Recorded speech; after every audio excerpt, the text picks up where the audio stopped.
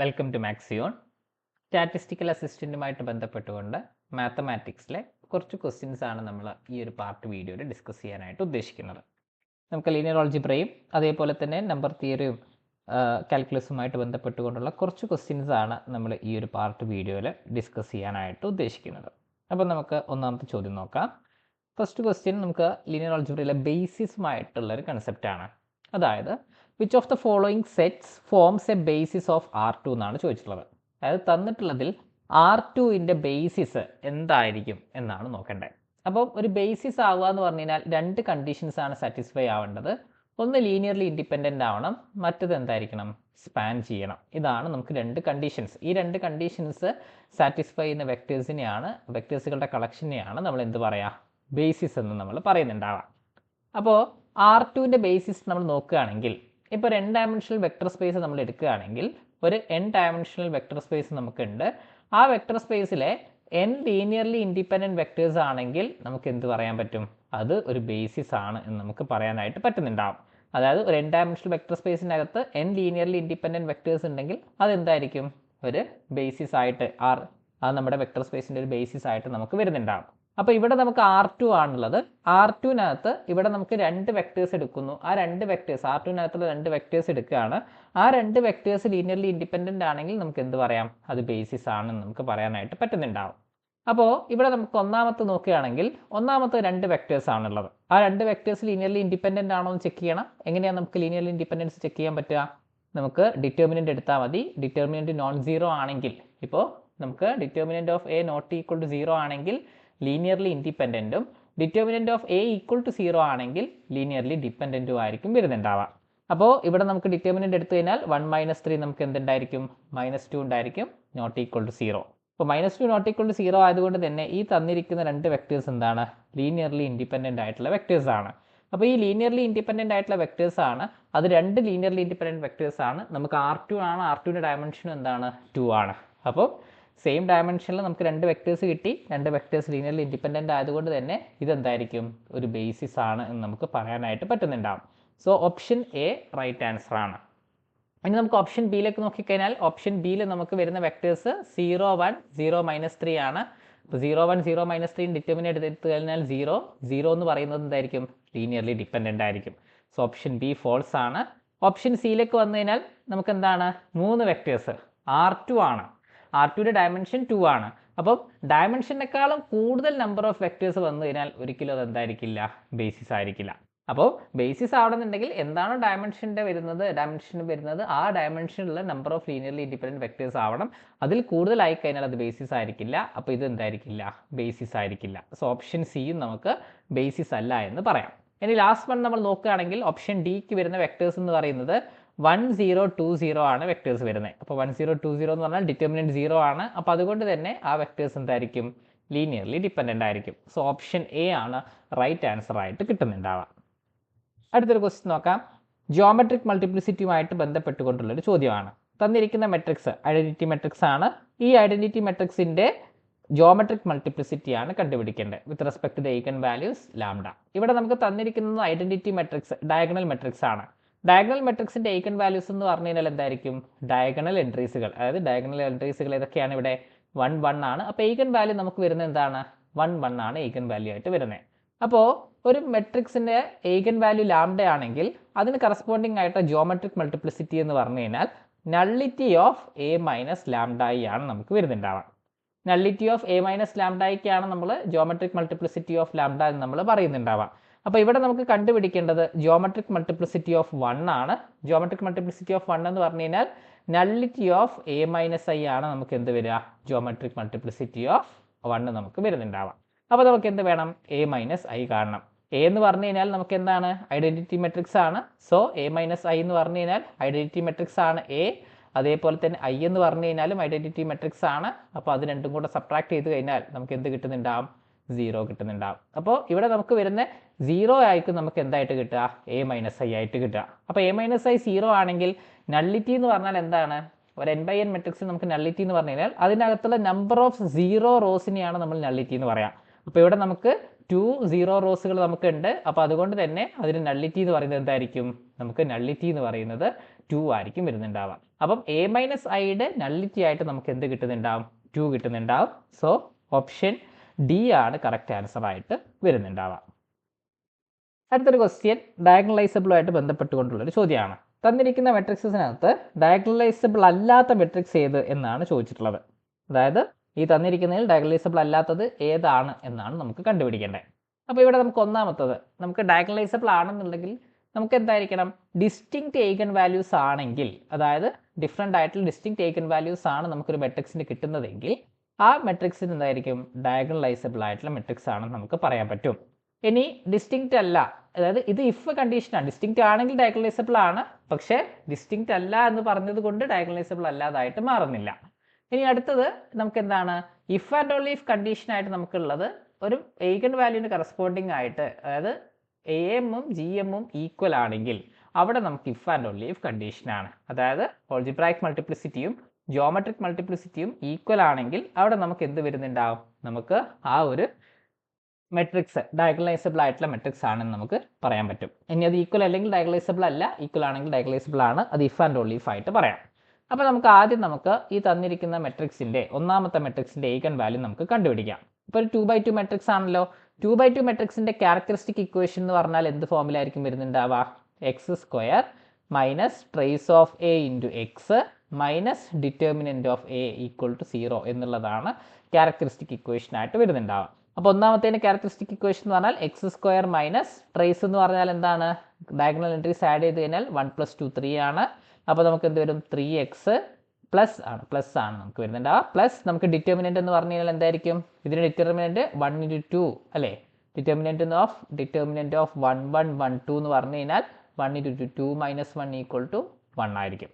അപ്പോൾ 2 - 1 = 1 എന്ന് പറഞ്ഞു കഴിഞ്ഞാൽ നമുക്ക് 3x² - 3x + 1 = 0 ആയിരിക്കും.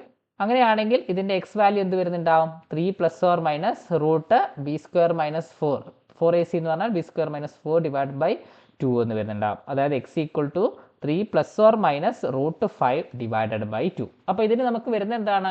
ഡിസ്റ്റിങ്ക്റ്റ് റൂട്ടുകളാണ് നമുക്ക് വരുന്നുണ്ടാവുക അല്ലേ? x1 എന്ന് പറഞ്ഞു കഴിഞ്ഞാൽ 3 + √5 / 2 ഉണ്ടാവും. അതേപോലെ തന്നെ x2 എന്ന് പറഞ്ഞു കഴിഞ്ഞാൽ 3 - √5 / 2 ഉണ്ടാവും അല്ലേ? 3 - √5 / 2 എന്നുണ്ടാവും. ഡിസ്റ്റിങ്ക്റ്റ് ഏഗൻ വാല്യൂസ് ആണ്. ഡിസ്റ്റിങ്ക്റ്റ് ഏഗൻ വാല്യൂസ് ആയതുകൊണ്ട് തന്നെ ഈ തന്നിരിക്കുന്ന മെട്രിക്സ് എന്തായിരിക്കും? ഒരു ഡയഗണലൈസബിൾ ആയിട്ടുള്ള മെട്രിക്സ് ആയിരിക്കും നമുക്ക് വരുന്നുണ്ടാവുക. ഇനി അടുത്ത ഓപ്ഷൻ ബിയിലേക്ക് വന്നു കഴിഞ്ഞാൽ ഓപ്ഷൻ ബിയിൽ വരുന്ന എന്താണ്? നമുക്കൊരു upper triangular lower triangular matrix ആണ് അല്ലേ? ഒരു ലോവർ ട്രയാങ്കുലർ മെട്രിക്സോ ഒരു അപ്പർ ട്രയാങ്കുലർ മെട്രിക്സോ ഡയഗണൽ മെട്രിക്സോ ആണെങ്കിൽ അതിൻ്റെ ഡയഗണൽ എൻട്രീസുകളായിരിക്കും ഏഗൻ വാല്യൂ ആയിട്ട് വരുന്നുണ്ടാവുക. അപ്പോൾ ഇവിടെ നമുക്ക് ലോവർ ട്രയാങ്കുലർ മെട്രിക്സ് ആണ്, അതിൻ്റെ ഏഗൻ വാല്യൂ അപ്പോൾ എന്ത് വരും? 1ഉം 2ഉം ആയിരിക്കും വരുന്നുണ്ടാവുക. 1ഉം 2 എന്ന് പറഞ്ഞു കഴിഞ്ഞാൽ നമുക്ക് വരുന്ന മെട്രിക്സിൻ്റെ ഡിസ്റ്റിങ്ക്റ്റ് ഏഗൻ വാല്യൂസ് ആയതുകൊണ്ട് തന്നെ എന്തായിരിക്കും? ആ മെട്രിക്സ് ഒരു ഡയഗണലൈസബിൾ ആയിട്ടുള്ള മെട്രിക്സ് ആയിരിക്കും കിട്ടുന്നുണ്ടാവുക. ഇനി ഓപ്ഷൻ സിയിലേക്ക് വന്നു കഴിഞ്ഞാൽ നമുക്ക് എന്ത് വരുന്നുണ്ടാവും? ഓപ്ഷൻ സി എന്ന് പറയുന്നത് നമുക്കിവിടെ ക്യാരക്ടറിസ്റ്റിക് ഇക്വേഷൻ എഴുതുമ്പോൾ x² മൈനസ് ട്രേസ് 0 ആണ്, 0x പ്ലസ് ഡിറ്റർമിനൻറ്റ് എന്ന് പറയുന്നത് എന്തായിരിക്കും? 0 - +1 ആയിരിക്കും. അപ്പോൾ =0 എന്ന് പറഞ്ഞു കഴിഞ്ഞാൽ x² + 1 = 0 ആണ്. അതിൽ നിന്ന് നമുക്ക് എന്ത് കിട്ടുന്നുണ്ടാവും? x² = -1. അപ്പോൾ x നമുക്ക് എന്ത് വരും? √-1 എന്നുള്ള രീതിയിൽ വരുന്നുണ്ടാവും. അപ്പോൾ x² = √-1 എന്ന് പറഞ്ഞു കഴിഞ്ഞാൽ ഇവിടെയും നമുക്ക് ഡിസ്റ്റിങ്ക്റ്റ് ആണ് അല്ലേ? ഐയും +or - i ആയിരിക്കും വരുന്നുണ്ടാവുക. ഇതെന്തായിരിക്കും? ഡയഗണലൈസബിൾ ആയിരിക്കും. അതും ഡിസ്റ്റിങ്ക്റ്റ് ഏഗൻ വാല്യൂസ് ആയതുകൊണ്ട് നമുക്ക് ഡയഗണലൈസബിൾ ആണ് എന്ന് നമുക്ക് പറയാനായിട്ട് പറ്റും. അപ്പം ഈ 3 എണ്ണവും ഡയഗണലൈസബിൾ ആണ്. അപ്പോൾ ഡയഗണലൈസബിൾ അല്ലാത്തത് ഏതാണുള്ളത്? ഓപ്ഷൻ ഡി ആണ് നമുക്ക് കറക്റ്റ് ആൻസർ ആയിട്ട് കിട്ടുന്നുണ്ടാവുക. അപ്പം ഇവിടെ നമ്മൾ നോക്കിക്കഴിഞ്ഞാൽ നമുക്ക് ഓപ്ഷൻ ഡിയിൽ നമുക്ക് ഏഗൻ വാല്യൂസ് വരുന്നത് എന്താണ്? ഏഗൻ വാല്യൂസ് 1ഉം 1ഉം ആണ് നമുക്ക് വരുന്നത്. അപ്പോൾ നമുക്ക് ജിയോമെട്രിക് മൾട്ടിപ്ലിസിറ്റിയും ഓൾജിബ്രായിക് മൾട്ടിപ്ലിസിറ്റിയും ഒന്ന് ചെക്ക് ചെയ്ത് നോക്കാം. ഓൾജിബ്രായിക് മൾട്ടിപ്ലിസിറ്റി ഓഫ് 1 എന്ന് പറഞ്ഞു കഴിഞ്ഞാൽ 1 2 തവണ ഒക്കർ ചെയ്യുന്നുണ്ട്. അതുകൊണ്ട് ഓൾജിബ്രായിക് മൾട്ടിപ്ലിസിറ്റി 1 ആയിരിക്കും. ഇനി ജിയോമെട്രിക് മൾട്ടിപ്ലിസിറ്റിയിലേക്ക് വന്നു കഴിഞ്ഞാൽ ജിയോമെട്രിക് മൾട്ടിപ്ലിസിറ്റി ഓഫ് 1 എന്ന് പറഞ്ഞാൽ എന്താണ്? നള്ളിറ്റി ഓഫ് a - i ആണ് നമുക്ക് വരുന്നുണ്ടാവുക അല്ലേ? a - λi ആണ് ജിയോമെട്രിക് മൾട്ടിപ്ലിസിറ്റി. അപ്പോൾ a - i എന്ന് പറയുമ്പോൾ നമുക്ക് എന്ത് വരുന്നുണ്ടാവും? നമുക്ക് a - i എന്ന് പറയുന്ന മെട്രിക്സ് എന്തായിരിക്കും വരിക? എയിൽ നിന്നും നമ്മൾ i മൈനസ് ചെയ്ത് കഴിഞ്ഞാൽ 0 1 0 0 ആയിരിക്കും വരുന്നുണ്ടാവുക. അപ്പോൾ ഇവിടുത്തെ നള്ളിറ്റി എന്ന് പറയുന്നത് എന്തായിരിക്കും? നള്ളിറ്റി ഓഫ് a - i എന്ന് പറഞ്ഞു കഴിഞ്ഞാൽ അതിൻ്റെ 0 റോസുകളുടെ എണ്ണമാണ്. 0 റോസുകളുടെ എണ്ണം 1 ആണ്. അപ്പോൾ ജോമെട്രിക് മൾട്ടിപ്ലിസിറ്റി നമുക്ക് എന്ത് വന്നു? 1 വന്നു. ഓൾജിബ്രായിക് മൾട്ടിപ്ലിസിറ്റി 2 അതായത് algebraic multiplicity not equal to geometric multiplicity ആണ്.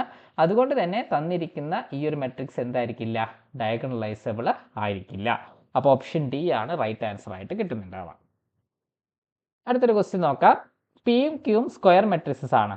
പിയും ക്യൂവും സ്ക്വയർ മെട്രിക്സസ് ആണ്. പി ക്യൂ എന്ന് പറയുന്നത് ഐ ആണെങ്കിൽ ഇതിലെ ഏതിനാണ് നമുക്ക് 0 ഒരു ഈഗൻ വാല്യൂ ആയിട്ട് വരിക എന്നാണ് ചോദിച്ചിട്ടുള്ളത്. അപ്പോൾ ഒരു മെട്രിക്സ് ഇപ്പോൾ ഇവിടെ നമുക്ക് പിയും ക്യൂ സ്ക്വയർ മെട്രിക്സ് ആണെന്നും പി ക്യൂ ഐഡന്റിറ്റി മെട്രിക്സ് ആണെന്നും തന്നിട്ടുണ്ട്. 0 ഒരു ഈഗൻ വാല്യൂ ആണെന്ന് പറയണമെന്നുണ്ടെങ്കിൽ ഇപ്പോൾ ഒരു മെട്രിക്സിന് ഇപ്പോൾ എ എന്ന് പറയുന്ന ഒരു മെട്രിക്സ് 0 ഒരു ഈഗൻ വാല്യൂ ആണെങ്കിൽ അതിന് ഡിറ്റർമിനന്റ് എന്തായിരിക്കും വരുന്നുണ്ടാവുക? 0 ഒരു ഈഗൻ വാല്യൂ ആണെങ്കിൽ ഡിറ്റർമിനന്റ് ഓഫ് എ എന്തായിരിക്കും? 0 ആയിരിക്കും. കാരണം പ്രൊഡക്റ്റ് ഓഫ് ഈഗൻ വാല്യൂസ് ആണ് നമുക്ക് ഡിറ്റർമിനന്റ് ആയിട്ട് വരിക. അപ്പോൾ ഒരു ഈഗൻ വാല്യൂ 0 ആണെങ്കിൽ ഒരു 0 വന്നു കഴിഞ്ഞാൽ പ്രൊഡക്റ്റ് മൊത്തത്തിൽ എന്തായിട്ട് മാറും? 0 ആയിട്ട് മാറും. അപ്പോൾ ഇവിടെ നമുക്ക് എന്ത് ചെക്ക് ചെയ്താൽ മതി? ഡിറ്റർമിനന്റ് 0 ആവുന്നത് ഏത് മെട്രിക്സിനാണെന്നുള്ളത് നമുക്ക് നോക്കിയാൽ മതി. അപ്പോൾ P Q equal to I എന്ന് കിട്ടിക്കഴിഞ്ഞാൽ നമുക്ക് രണ്ട് ഭാഗത്തും ഡിറ്റർമിനന്റ് എടുക്കുകയാണെങ്കിൽ determinant of P Q equal to determinant of I എന്ന് വരുന്നുണ്ടാവും. ഐയുടെ ഡിറ്റർമിനന്റ് എന്താണ്? 1 ആണ്. ഡിറ്റർമിനന്റ് ഓഫ് പി ക്യൂനെ നമുക്ക് എങ്ങനെ എഴുതാം? ഡിറ്റർമിനന്റ് ഓഫ് പി ക്യൂ എന്ന് പറഞ്ഞു കഴിഞ്ഞാൽ determinant of P into determinant of Q എന്ന് നമുക്ക് എഴുതാനായിട്ട് പറ്റുന്നുണ്ടാവും. അപ്പോൾ ഡിറ്റർമിനന്റ് ഓഫ് പി ക്യൂനെ നമുക്ക് determinant of P into determinant of Q equal to I എന്ന് പറയുന്ന ഐഡന്റിറ്റി മെട്രിക്സ് ആയതുകൊണ്ട് അതിന് ഡിറ്റർമിനന്റ് എന്തായിരിക്കും? 1 ആയിരിക്കും വരുന്നുണ്ടാവുക. ഇപ്പം നമ്മൾ നോക്കുക, രണ്ട് മെട്രിക്സുകൾ പി എന്ന് പറയുന്ന മെട്രിക്സും ക്യൂ എന്ന് പറയുന്ന മെട്രിക്സും പിയുടെ ഡിറ്റർമിനന്റ് ഇൻറ്റു ക്യൂവിൻ്റെ ഡിറ്റർമിനന്റ് നമ്മൾ നോക്കുകയാണെങ്കിൽ 1 കിട്ടണം. അങ്ങനെ കിട്ടണം എന്നുണ്ടെങ്കിൽ നമുക്ക് ഡിറ്റർമിനന്റ് ഓഫ് പിയും എന്തായിരിക്കില്ല? 0 ആയിരിക്കില്ല. Determinant of ക്യൂവും എന്തായിരിക്കില്ല? 0 ആയിരിക്കില്ല. കാരണം 0 ആണെങ്കിൽ നമുക്ക് മൾട്ടിപ്ലൈ ചെയ്താൽ 1 വരുന്നുണ്ടാവില്ല. രണ്ട് ഡിറ്റർമിനൻസ് മൾട്ടിപ്ലൈ ചെയ്താൽ 1 വരണം എന്നുണ്ടെങ്കിൽ ഒരിക്കലും ഡിറ്റർമിനന്റ് ഓഫ് പി 0 ആവില്ല, ഡിറ്റർമിനന്റ് ഓഫ് ക്യൂവും 0 ആവില്ല. അപ്പോൾ അതുകൊണ്ട് തന്നെ പിയും ക്യൂവും 0 അല്ല എന്ന് പറഞ്ഞു കഴിഞ്ഞാൽ 0 എന്തായിരിക്കില്ല? ഒരു ഈഗൻ വാല്യൂ ആവുകയില്ല. അതായത് പിയുടെയും ക്യൂയുടെയും ഈഗൻ വാല്യൂ ആയിട്ട് നമുക്ക് എന്തിനെ പറയാൻ പറ്റില്ല? നമുക്ക് 0 എന്ന് നമുക്ക് പറയാനായിട്ട് പറ്റുന്നുണ്ടാവില്ല. അതുകൊണ്ട് തന്നെ നെയ്തർ പി നോർ ക്യൂ ആയിരിക്കും വരുന്നുണ്ടാവുക. അപ്പോൾ 0 ഒരു ഈഗൻ വാല്യൂ ആവുക എന്ന് പറഞ്ഞു കഴിഞ്ഞാൽ ഡിറ്റർമിനന്റ് ഒബ്വിയസ്ലി എന്തായിരിക്കണം? 0 ആവണം. ഇവിടെ പിയുടെയും ക്യൂയുടെയും ഡിറ്റർമിനന്റ് 0 ആവില്ല. സോ നമുക്ക് പിക്കും ക്യൂക്കും 0 എന്ന് പറയുന്ന ഒരു ഈഗൻ വാല്യൂ എക്സിസ്റ്റ് ചെയ്യുന്നുണ്ടാവില്ല. ഓപ്ഷൻ ഡി ആണ് അപ്പോൾ റൈറ്റ് ആൻസർ ആയിട്ട് വരുന്നുണ്ടാവുക. അടുത്തത് നമുക്ക് ഗ്രൂപ്പ് തിയറി ആയിട്ട് ബന്ധപ്പെട്ടുള്ള ചോദ്യമാണ്. ഇവിടെ Z under addition, integers under addition എന്ന് പറയുന്ന ഗ്രൂപ്പിൽ sub group generated by 2 and 7 എന്നാണ് പറഞ്ഞിട്ടുള്ളത്. 2 കൊണ്ടും 7 കൊണ്ടും ജനറേറ്റ് ചെയ്യുന്ന സബ് ഗ്രൂപ്പാണ് ചോദിച്ചിട്ടുള്ളത്. അപ്പോൾ sub group generated by 2 and 7 എന്ന് പറഞ്ഞു കഴിഞ്ഞാൽ ഇപ്പോൾ ഏതാണെങ്കിലും 2 ഉം 7 അല്ല നമ്മൾ ഏതെടുക്കുകയാണെങ്കിലും അതിൻ്റെ നമുക്ക് എന്തായിരിക്കും വരുന്നുണ്ടാവുക? അതിൻ്റെ GCD ആണ് നമുക്ക് വരുന്നുണ്ടാവുക. അതായത് ജനറേറ്റഡ് ബൈ 2 and 7 എന്ന് പറഞ്ഞു കഴിഞ്ഞാൽ നമുക്ക് വരുന്ന എന്തായിരിക്കും? നമുക്ക് GCD of 2 and 7 into Z ആയിരിക്കും നമുക്ക് വരുന്നുണ്ടാവുക. ഇപ്പോൾ GCD of 2 and 7 into Z എന്ന് പറഞ്ഞു കഴിഞ്ഞാൽ 2ൻ്റെയും 7ൻ്റെയും GCD നമുക്ക് എന്താ വരുന്നത്? 1 ആണ്. സോ Z ആയിരിക്കും നമുക്ക് വരുന്നുണ്ടാവും. സബ് ഗ്രൂപ്പ് ജനറേറ്റ് ബൈ 2 കൊണ്ടും ജനറേറ്റ് ചെയ്യാൻ പറ്റണം, 7 കൊണ്ടും ജനറേറ്റ് ചെയ്യാൻ പറ്റണം എന്നുണ്ടെങ്കിൽ അതിൻ്റെ GCD ആണ് നമുക്ക് വരുന്നുണ്ടാവുക. ഓർ ആണെങ്കിൽ LCM ആയിരിക്കും വരുന്നുണ്ടാവുക. 2 or 7 എന്ന് പറഞ്ഞു കഴിഞ്ഞാൽ LCM ആയിരിക്കും. 2 and 7 എന്ന് പറഞ്ഞാൽ GCD ആണ്. അപ്പോൾ ഏതാണെങ്കിലും 2നും 7നും പകരം എയും ബിയും ആണെങ്കിൽ A and B എന്നാണെങ്കിൽ GCD of AB, A or B എന്നാണെങ്കിൽ GCD of LCM of AB ആയിരിക്കും നമുക്ക് വരുന്നുണ്ടാവുക. സോ ഇവിടെ 2 and 7 ആയതുകൊണ്ട് GCD of 2 and 7 of Z that is Z തന്നെ ആയിരിക്കും വരുന്നുണ്ടാവുക. അടുത്തൊരു ക്വസ്റ്റ്യൻ നോക്കാം. എച്ചും കെയും ജിയുടെ രണ്ട് സബ് ഗ്രൂപ്പുകളാണ്. എച്ചിൻ്റെ ഓർഡർ ഓഫ് H 7ഉം ഓർഡർ ഓഫ് കെ എന്ന് പറയുന്നത് 9ഉം ആണെങ്കിൽ എച്ച് കെയുടെ ഓർഡർ എന്താണെന്നാണ് ചോദ്യം. അതായത് ഓർഡർ ഓഫ് എച്ച് കെ ആണ് കണ്ടുപിടിക്കേണ്ടത്. ഓർഡർ ഓഫ് എച്ച് കെ കണ്ടുപിടിക്കാനായിട്ട് ഓർഡർ ഓഫ് എച്ച് കെക്ക് നമുക്കൊരു റിലേഷൻ ഉണ്ട്. Order of H K is equal to order of H into order of K divided by order of H intersection K എന്ന് നമുക്ക് പറയാൻ പറ്റും. അപ്പോൾ ഓർഡർ ഓഫ് എച്ച് എന്ന് പറഞ്ഞാൽ നമുക്കറിയാം ഓർഡർ ഓഫ് എച്ച് എന്താണ്? 7 ആണെന്ന് നമുക്കറിയാം. ഇനി ഓർഡർ ഓഫ് കെ എന്ന് പറഞ്ഞാൽ എന്താണ്? 9 ആണ്. ഡിവൈഡഡ് ബൈ നമുക്ക് എന്ത് വരും? Order of H intersection K എന്ന് നമുക്ക് പറയാൻ പറ്റും. അപ്പോൾ 7 × 9 എന്ന് പറഞ്ഞാൽ 63 ആണ്. 63 divided by order of H intersection K ആണ് നമുക്ക് എന്തായിട്ട് വരിക? നമുക്ക് ഈ ഒരു ഓർഡർ ഓഫ് എച്ച് കെ ആയിട്ട് വരുന്നുണ്ടാവുക. അതായത് ഓർഡർ എന്ന് പറയുന്നത് എപ്പോൾ എന്തായിരിക്കും? ഒരു നാച്ചുറൽ നമ്പർ ആയിരിക്കും അല്ലേ? ഓർഡർ ആയിട്ട് നമുക്ക് വരുന്നത് ഒരു നാച്ചുറൽ നമ്പർ ആയിരിക്കും. അപ്പോൾ 63 കൊണ്ട് ഡിവൈഡ് ചെയ്യാൻ പറ്റുന്നത് order of H intersection K നമുക്ക് അറിയില്ല, പക്ഷേ 63ൻ്റെ ഒരു മൾട്ടിപ്പിൾ ആയിരിക്കും, അല്ലെങ്കിൽ 63ന് നമുക്ക് എന്തായിരിക്കും ഒരു ഫാക്ടർ ആയിരിക്കും നമുക്ക് എന്ത് വരുന്നുണ്ടാവുക, order of H intersection K എന്ന് നമുക്ക് വരുന്നുണ്ടാവാം അല്ലേ. അപ്പം ഈ തന്നിരിക്കുന്നതിൽ നമുക്ക് 63യുടെ ഒരു ഫാക്ടർ ആവണമെന്നുണ്ടെങ്കിൽ, അതായത് ഓർഡർ ഓഫ് എച്ച് കെക്കുള്ള ഒരു പോസിബിലിറ്റി എന്ന് പറഞ്ഞു കഴിഞ്ഞാൽ ഇപ്പോൾ നമുക്ക് എന്താവണം, ഓർഡർ ഓഫ് എച്ച് കെ എന്ന് പറയുന്നത് ഒരിക്കലും എന്തായിരിക്കില്ല, 79 ആയിരിക്കില്ല.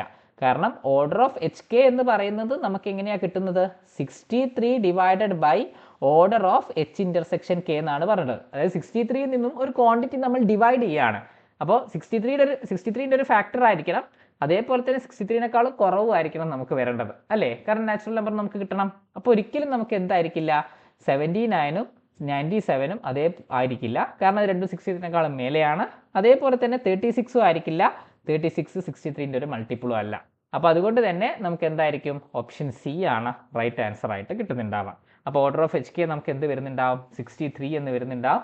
Option C is the right answer.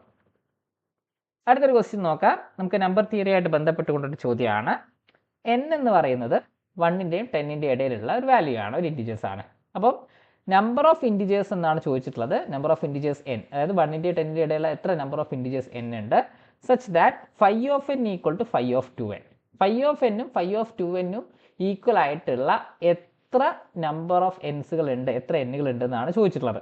ഇപ്പോൾ phi of n ഉം phi of 2n ഉം ഈക്വൽ ആവാന്ന് പറഞ്ഞു കഴിഞ്ഞാൽ നമുക്ക് എന്തായിരിക്കണം, ഇത് പോസിബിൾ ആയിട്ടുള്ളത് phi of n equal to phi of 2n എന്ന് നമുക്ക് പറയണമെന്നുണ്ടെങ്കിൽ അത് പോസിബിൾ ആകുന്ന എവിടെയായിരിക്കും, ഓഡ് പ്രൈം നമ്പേഴ്സിലാണ് അത് പോസിബിൾ ആവുക. അതായത് ഏത് ഓഡ് പ്രൈം നമ്പർ എടുത്തു കഴിഞ്ഞാലും phi of n equal to phi of 2n ആയിരിക്കും അല്ലേ. ഇപ്പോൾ n എന്ന് പറയുന്നത് ഒരു ഓഡ് പ്രൈം ആണെങ്കിൽ നമുക്ക് എന്ത് വരുന്നുണ്ടാവും, phi of n എന്ന് പറയുന്നത് n-1 ആയിരിക്കും. അതേപോലെ തന്നെ phi of 2n നെ നമുക്ക് എങ്ങനെ എഴുതാം, phi of 2 into phi of n എന്ന് എഴുതാം അല്ലേ. ഫൈയുടെ പ്രോപ്പർട്ടി പ്രകാരം phi of 2 into phi of n എന്ന് എഴുതാം. phi of 2 1 ആണ്, phi of n എന്ന് പറയുന്നത് n-1 ആണ്. അപ്പോൾ 1 ഇൻറ്റു n-1 n-1 എന്ന് വരും. അപ്പോൾ ഈ കണ്ടീഷൻ സാറ്റിസ്ഫൈഡ് ആവണം എന്നുണ്ടെങ്കിൽ n എന്തായിരിക്കണം, ഒരു ഓഡ് പ്രൈം ആയിരിക്കണം. ഇനി നമ്മളോട് ചോദിച്ചിട്ടുള്ളത് 1ൻ്റെയും 10ൻ്റെയും ഇടയിലാണ് നമുക്ക് n, അത്തരത്തിൽ എത്ര എന്നുകൾ ഉണ്ടെന്നാണ് ചോദിച്ചിട്ടുള്ളത്. അപ്പം 1ൻ്റെയും 10ൻ്റെയും ഇടയിലുള്ള ഓഡ് പ്രൈം നമ്പേഴ്സിനെ കുറിച്ച് നമ്മൾ ആലോചിക്കാം. ഏതൊക്കെയായിരിക്കും ഓഡ് പ്രൈം നമ്പേഴ്സ് ഉണ്ടാവുക, 3, 5, 7 ആയിരിക്കും നമുക്ക് എന്തായിട്ടുണ്ടാവുക, ഓഡ് പ്രൈം നമ്പേഴ്സ് ആയിട്ട് നമുക്ക് വരുന്നത്. അതുപോലെ തന്നെ ഇത് സാറ്റിസ്ഫൈ ആവുന്ന മറ്റൊരു വാല്യൂ ആണ് എന്ത്, n ഈക്വൽ ടു 1 കൂടെ. അതായത് ഓഡ് പ്രൈമിനും n ഈക്വൽ ടു 1നുമാണ് ഇത് നമുക്ക് എന്തായിട്ട് വരുന്നുണ്ടാവുക, നമുക്ക് വരുന്നുണ്ടാവുക.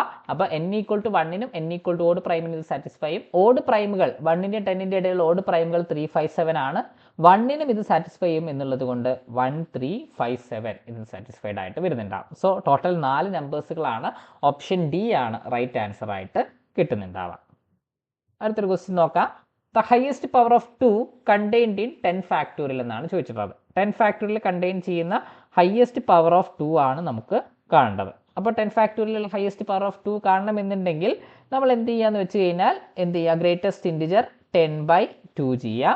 അടുത്തത് നമുക്ക് greatest integer plus greatest integer 10/2 square plus greatest integer എന്ത് വരും, 10/2 ക്യൂബ് പ്ലസ് ഗ്രേറ്റസ്റ്റ് ഇൻറ്റിജർ നമുക്ക് എന്തായിരിക്കും വരിക, 10/2⁴ പ്ലസ് എക്സെട്ര എന്ന് പറഞ്ഞായിരിക്കും. ഇതായിരിക്കും നമുക്ക് എന്ത് വരിക, ഹയസ്റ്റ് പവർ ഓഫ് 2. അതായത് 2ൻ്റെ ഹയസ്റ്റ് പവർ വരുന്നത് ഇൻ 10 ഫാക്ടോറിയൽ. അപ്പോൾ 10 ഫാക്ടോറിയൽ കണ്ടെയ്ൻ ചെയ്യുന്ന ഹയസ്റ്റ് പവർ എന്ന് പറഞ്ഞു കഴിഞ്ഞാൽ നമുക്ക് എന്ത് ചെയ്യണം, 10/2 plus 10 greatest integer 10/2 plus greatest integer 10/2 factorial plus greatest integer 10/2 cube എന്നുള്ള രീതിയിലായിരിക്കും നമുക്ക് ഇത് പോകുന്നുണ്ടാവാം. അപ്പോൾ അങ്ങനെ നമ്മൾ ഇവിടെ നോക്കുന്ന സമയത്ത് ഇവിടെ നമുക്ക് വരുന്ന 10/2 ചെയ്ത് കഴിഞ്ഞാൽ നമുക്ക് 5 ആയിരിക്കും, ഗ്രേറ്റസ്റ്റ് ഇൻറ്റിജർ 5 എന്ന് കിട്ടും. അടുത്തത് 10/2 സ്ക്വയർ എന്ന് പറഞ്ഞാൽ എന്താണ്, 10/4 ആണ്. 10/4 എന്ന് പറഞ്ഞാൽ എന്താണ്, 2.5 ആയിരിക്കും നമുക്ക് വരുന്നുണ്ടാവുക അല്ലേ. 10/4 എന്ന് പറഞ്ഞാൽ 2.5ൻ്റെ ഗ്രേറ്റസ്റ്റ് ഇൻറ്റിജർ. ഇനി 10/8 എന്ന് പറഞ്ഞു കഴിഞ്ഞാൽ നമുക്ക് വരുന്നത് എന്തായിരിക്കും, 10/8 എന്ന് പറയുന്നത് 10ൽ നമുക്ക് ഒരു 8 ആയിരിക്കും ഉണ്ടാവുക. അപ്പോൾ 1.25 ആണ് നമുക്ക് എന്ത് വരുന്നുണ്ടാവുക, നമുക്ക് ഈ 10/8 നമുക്ക് വരുന്നുണ്ടാവുക. അടുത്ത് 10/16 ആയിരിക്കും വരിക. അപ്പോൾ 10/16 എന്ന് പറഞ്ഞു കഴിഞ്ഞാൽ 0.625 ആയിരിക്കും വരുന്നുണ്ടാവുക. ഇനിയിപ്പോൾ ഇവിടെ നോക്കുക, ഈ ഒരു രീതിയിൽ നമുക്ക് പോയി കഴിഞ്ഞാൽ അടുത്ത ഇനി 10/2⁵ എന്ന് പറഞ്ഞാൽ 0 സംതിങ് ആയിരിക്കും വരിക. അപ്പോൾ ഗ്രേറ്റസ്റ്റ് ഇൻറ്റിജർ ആയതുകൊണ്ട് തന്നെ 5ൻ്റെ ഗ്രേറ്റസ്റ്റ് ഇൻറ്റിജർ 5 വന്നു, 2.5ൻ്റെ ഗ്രേറ്റസ്റ്റ് ഇൻറ്റിജർ 2 വന്നു, 1.25ൻ്റെ ഗ്രേറ്റസ്റ്റ് ഇൻറ്റിജർ 1 വന്നു. ബാക്കി നമ്മൾ നോക്കുകയാണെങ്കിൽ ഇവിടെ നിന്ന് അങ്ങോട്ടുള്ളതെല്ലാം എന്തായിരിക്കും, 0 something ആയിരിക്കും. അതിൻ്റെയൊക്കെ ഗ്രേറ്റസ്റ്റ് ഇൻറ്റീജർ എന്തായിരിക്കും? 0 ആയിരിക്കും. അപ്പോൾ ബാക്കിയുള്ളതൊക്കെ നമുക്ക് 0 വരും. അപ്പോൾ ടോട്ടൽ നമ്മൾ ആഡ് ചെയ്ത് കഴിഞ്ഞാൽ 5 + 2 + 1 എന്തായിരിക്കും? 8 ആയിരിക്കും വരിക. അപ്പം highest power of 2 contained in 10 factorial എന്ന് പറയുന്നത് എത്രയായിരിക്കും? 8 ആയിരിക്കും വരുന്നുണ്ടാവുക. സോ ഓപ്ഷൻ സി ആണ് റൈറ്റ് ആൻസർ ആയിട്ട് കിട്ടുന്നുണ്ടാവുക. അടുത്തൊരു ക്വസ്റ്റ്യൻ നോക്കാം. The integrating factor of the differential equation y dash plus x by 1 + xy equal to 1 + x എന്നാണ് ചോദിച്ചിട്ടുള്ളത്. ഇതിൻ്റെ ഇൻറ്റഗ്രേറ്റിംഗ് ഫാക്ടർ ആണ് നമുക്ക് കണ്ടുപിടിക്കേണ്ടത്. അപ്പോൾ ഇത് ഏത് ഫോമിലാണ് നമുക്ക് വന്നേ? ലീനിയർ ഡിഫറൻഷ്യൽ ഇക്വേഷൻ്റെ ഫോമിലാണ് ഈ തന്നിരിക്കുന്ന ഡിഫറൻഷ്യൽ ഇക്വേഷൻ ഉള്ളത്. dy/dx + py = q എന്ന് പറയുന്ന ഫോമിലാണ് നമുക്ക് ഈ ഡിഫറൻഷ്യൽ ഇക്വേഷൻ തന്നിട്ടുള്ളത്. p ആയിട്ടുള്ള എന്താണ്? x/1 + x, അതേപോലെ തന്നെ q ആയിട്ടുള്ളത് 1 + x ആണ് വരുന്നുണ്ടാവുക. അപ്പം ഇവിടെ നമ്മൾ നോക്കിക്കഴിഞ്ഞാൽ നമുക്ക് എന്ത് ചെയ്യാൻ പറ്റും? ഇതിൻ്റെ ഇൻറ്റഗ്രേറ്റിംഗ് ഫാക്ടർ എന്ന് പറയുന്നത് e⁻∫pdx ആണ് നമുക്ക് വരുന്നുണ്ടാവുക. അപ്പോൾ e⁻∫pdx എന്ന് പറഞ്ഞു കഴിഞ്ഞാൽ e⁻x/1 + x dx ആണ് കിട്ടുക. x/1 + xൻ്റെ ഇൻറ്റഗ്രേഷൻ നമുക്ക് എങ്ങനെ ചെയ്യാം? 1 + x ഒരു 1 ആഡ് ചെയ്യുന്നു, നമ്മൾ സബ്ട്രാക്ട് ചെയ്യുന്നു, /1 + x dx എന്ന് വരുന്നുണ്ടാവും. അതായത് നമ്മൾ സ്പ്ലിറ്റ് ചെയ്തുകൊണ്ട് നമ്മൾ ഡിവൈഡ് ചെയ്യുകയാണെങ്കിൽ 1 + x/1 + x minus 1/1 + x dx എന്നായിരിക്കും നമുക്ക് വരുന്നുണ്ടാവുക. അങ്ങനെയാണെങ്കിൽ നമുക്ക് എന്ത് വരും? 1 - 1/1 + x dx എന്നായിരിക്കും കിട്ടുന്നുണ്ടാവുക. അപ്പോൾ 1ൻ്റെ ഇൻറ്റഗ്രൽ നമ്മൾ എടുത്തു കഴിഞ്ഞാൽ ഇവിടെ നമുക്ക് വരുന്നുണ്ടാവുക 1ൻ്റെ ഇൻറ്റഗ്രൽ x ആണ്. x മൈനസ് 1/xൻ്റെ ഇൻറ്റഗ്രൽ എന്താണ്? ലോഗ് മോഡ് 1 + x ആയിരിക്കും വരുന്നുണ്ടാവുക. അപ്പോൾ ലോഗ് മോഡ് 1 + x എന്നായതുകൊണ്ട് തന്നെ ഇതിനെ നമുക്ക് എങ്ങനെ എഴുതാം? e⁻x/e⁻log 1 + x എന്ന് നമുക്ക് എഴുതാം. e⁻x/e⁻log 1 + x എന്ന് പറഞ്ഞു കഴിഞ്ഞാൽ നമുക്ക് e⁻x/1 + x ആയിട്ട് മാറുന്നുണ്ടാവും. അപ്പോൾ e⁻x/1 + x എന്ന് പറഞ്ഞു കഴിഞ്ഞാൽ ഓപ്ഷൻ ബി ആണ് റൈറ്റ് ആൻസർ ആയിട്ട് കിട്ടുന്നുണ്ടാവുക. അപ്പോൾ ഇവിടെ നമ്മൾ നോക്കിക്കഴിഞ്ഞാൽ ഇവിടെ നമ്മൾ ചെയ്യുന്ന എന്താണ്? നമുക്ക് ഒരു ലീനിയർ ഡിഫറൻഷ്യൽ ഇക്വേഷൻ എടുത്തു കഴിഞ്ഞാൽ ആ ലീനിയർ ഡിഫറൻഷ്യൽ ഇക്വേഷൻ്റെ ഇൻറ്റഗ്രേറ്റിംഗ് ഫാക്ടർ എന്ന് പറയുന്നത് എന്താണ്? e⁻∫pdx ആണ്. ആ ഇൻറ്റഗ്രേഷനെ നമ്മൾ x/1 + xൻ്റെ ഇൻറ്റഗ്രേറ്റ് ചെയ്തു. അപ്പോൾ നമുക്ക് എന്ത് ഇൻറ്റഗ്രേറ്റിംഗ് ഫാക്ടറായിട്ട് കിട്ടി? e⁻x/1 + x ഇൻറ്റഗ്രേറ്റിംഗ് ഫാക്ടറായിട്ട് നമുക്ക് കിട്ടിയിട്ടുണ്ട്. അടുത്തൊരു ക്വസ്റ്റ്യൻ നോക്കാം. If the number of reflexive relation defined in a non empty set is equal to the number of symmetric relations defined in the set. അതായത് ഒരു സെറ്റിനകത്തുള്ള നമ്പർ ഓഫ് റിഫ്ലെക്സീവ് റിലേഷൻ എന്ന് പറയുന്നത് number of symmetric റിലേഷനോട് equal ആണ്. അങ്ങനെയാണെങ്കിൽ ഇതിനകത്ത് എത്ര നമ്പർ ഓഫ് എലമെൻസുകൾ ഉണ്ടാവും എന്നാണ് ചോദ്യം. അപ്പോൾ ഒരു സെറ്റിനകത്ത് എ എന്ന് പറയുന്നത് ഒരു n എലമെൻ്റ് ഉള്ള അല്ലെങ്കിൽ ഒരു n എലമെൻസുകളുള്ള ഒരു സെറ്റാണ് നമ്മൾ എടുക്കുന്നത്. ആ n എലമെൻസ് ഉള്ള സെറ്റിനകത്ത് നമ്പർ ഓഫ് റിഫ്ലെക്സീവ് റിലേഷൻസ് എന്ന് പറഞ്ഞു കഴിഞ്ഞാൽ, അതായത് റിഫ്ലെക്സീവ് ആയിട്ടുള്ള റിലേഷൻസുകളുടെ എണ്ണം എന്ന് പറയുന്നത് എന്തായിരിക്കും? നമുക്ക് 2n² - n ആയിരിക്കും വരുന്നുണ്ടാവുക. അതേപോലെ തന്നെ നമുക്ക് number of symmetric relations, reflexive relation 2n² - n ആണ്. നമ്പർ ഓഫ് സിമെട്രിക് റിലേഷൻസ് എന്ന് പറഞ്ഞു കഴിഞ്ഞാൽ നമുക്ക് വരുന്നത് എന്തായിരിക്കും? 2n × n + 1/2 ആയിരിക്കും വരുന്നുണ്ടാവുക. അപ്പം ഇവിടെ തന്നിട്ടുള്ളത് അല്ലെങ്കിൽ ക്വസ്റ്റ്യനിൽ ചോദിച്ചിട്ടുള്ള എന്താണ്? ഈ ഒരു നോൺ എംപ്റ്റി സെറ്റിനകത്ത് നമ്പർ ഓഫ് സിമെട്രിക് റിലേഷൻസും നമ്പർ ഓഫ് റിഫ്ലെക്സീവ് റിലേഷൻസും ഈക്വൽ ആണ് എന്നാണ് പറഞ്ഞിട്ടുള്ളത്. അതായത് 2n² - n എന്തിനോട് ഈക്വൽ ആണ്? 2n × n + 1/2 ഈക്വൽ ആണ്. അങ്ങനെയാണെങ്കിൽ ഇവിടെ n-ൻ്റെ വാല്യൂ അല്ലെങ്കിൽ ആ സെറ്റിനകത്തുള്ള നമ്പർ ഓഫ് എലമെൻസുകളാണ് കണ്ടുപിടിക്കേണ്ടത്. ഇപ്പോൾ ഇവിടെ നമുക്ക് പവേഴ്സ്, അതായത് 2n² - n 2n × n + 1/2 equal ആയതുകൊണ്ട് തന്നെ n² - n-നെ നമുക്ക് എന്ത് ചെയ്യാം? n × n + 1/2 കൊണ്ട് നമുക്ക് ഇക്വേറ്റ് ചെയ്യാം. അപ്പോൾ നമ്മൾ ക്രോസ് മൾട്ടിപ്ലൈ ചെയ്ത് കഴിഞ്ഞാൽ 2 × n² - n is equal to n × n + 1 ആയിരിക്കും. That is 2n² - 2n equal to n² + n എന്ന് നമുക്ക് പറയാം. അതിൽ നിന്ന് നമ്മൾ ഈ n²നെയും n-നെയും നമ്മൾ ഇപ്പുറം കൊണ്ടുവന്നു കഴിഞ്ഞാൽ എന്തായിട്ട് വരുന്നുണ്ടാവുക? 2n² - n² n ആയിട്ട് വരും. -2n - n നമുക്ക് -3n = 0 എന്ന് വരും. അതിൽ നിന്ന് നമുക്ക് n കോമൺ ആയിട്ട് പുറത്തെടുത്ത് കഴിഞ്ഞാൽ n × n - 3 = 0 ആണ്. n × n - 3 = 0 ആണെങ്കിൽ ഒന്നെങ്കിൽ n = 0 ആയിരിക്കണം, അല്ലെങ്കിൽ n - 3 = 0 ആയിരിക്കണം. n എന്തായാലും 0 ആയിരിക്കില്ല, കാരണം ഇവിടെ തന്നിട്ടുള്ള എന്താണ്? നോൺ എംപ്റ്റി സെറ്റ് ആണ്. അതുകൊണ്ട് തന്നെ n = എത്രയായിരിക്കും? 3 ആയിരിക്കും വരുന്നുണ്ടാവുക. അപ്പോൾ n = 3 എന്ന് പറയുമ്പോൾ ഓപ്ഷൻ ബി ആണ് റൈറ്റ് ആൻസർ ആയിട്ട് കിട്ടുന്നുണ്ടാവുക. അപ്പോൾ ഇത്രയുമാണ് നമുക്ക് ഈ ഒരു പാർട്ട് വീഡിയോയിൽ ഡിസ്കസ് ചെയ്യാനുള്ളത്. ഇവിടെ നമ്മൾ പറഞ്ഞിട്ടുള്ളത് നമുക്ക് ബേസിക് ആയിട്ടുള്ള കാൽക്കുലസിലുള്ള പോർഷനും അതേപോലെ തന്നെ നമ്പർ തിയറിയും ഗ്രൂപ്പ് തിയറിയും ലീനിയർ ഓൾജിബ്രയുടെ പോർഷൻസുമാണ് നമ്മൾ ഈ ഒരു പാർട്ട് വീഡിയോയിൽ ഡിസ്കസ് ചെയ്തിട്ടുള്ളത്. അപ്പം ലീനിയർ ഓൾജിബ്രയുമായിട്ട് ബന്ധപ്പെട്ടുകൊണ്ടുള്ള മെട്രിക്സ് റിലേറ്റഡ് ആയിട്ടുള്ള ക്വസ്റ്റ്യൻസും ഏഗൻ വാല്യൂ റിലേറ്റഡ് ആയിട്ടുള്ള ക്വസ്റ്റ്യൻസും ഒക്കെ നമ്മൾ പറഞ്ഞു. അതിൻ്റെ കൂടെ തന്നെ ഗ്രൂപ്പ് തിയറിനകത്തും അതേപോലെ തന്നെ കാൽക്കുലസിനകത്തുള്ള പോർഷൻസുകളുള്ള ക്വസ്റ്റ്യൻസുകളാണ് നമ്മൾ ഈ ഒരു പാർട്ട് വീഡിയോയിൽ ഇൻക്ലൂഡ് ചെയ്തിട്ടുള്ളത്. താങ്ക്